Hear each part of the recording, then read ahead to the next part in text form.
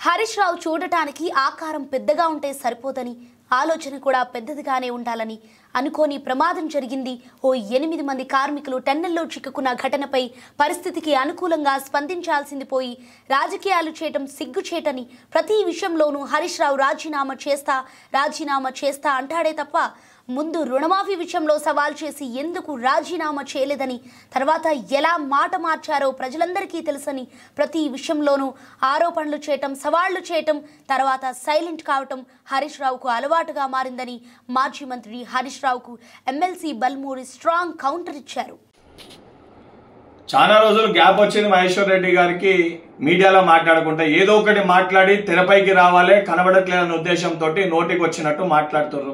కార్యదర్శులు మారుతుండ్రు, అది మారుతుర్రు, ఇది మారుతుర్రు అని చెప్పి ఇతర పార్టీల పైన జ్యోతిష్యం చెప్పుకుంటారు. రాజకీయం చేయాల్సింది పోయి ఏదైతే ప్రజల సమస్యల పైన ప్రతిపక్షాలు ఉన్న పార్టీలు ఆ సమస్యల్ని లేవనెత్తాల్సింది పోయి తెలంగాణకి కేంద్రంకి వెళ్లి తీసుకురావాల్సిన నిధులని తీసుకురాకుండా ఇతర పార్టీలు ఆడ జరుగుతున్న ఇష్యూస్ పైన జ్యోతిష్యం చెప్తున్న మీ మాటలు యావత్ తెలంగాణ ప్రజలు కూడా చూస్తూ ఈరోజు మీరు నవ్వుల పాలవుతున్న ఒక విషయాన్ని మీరు మర్చిపోతారు.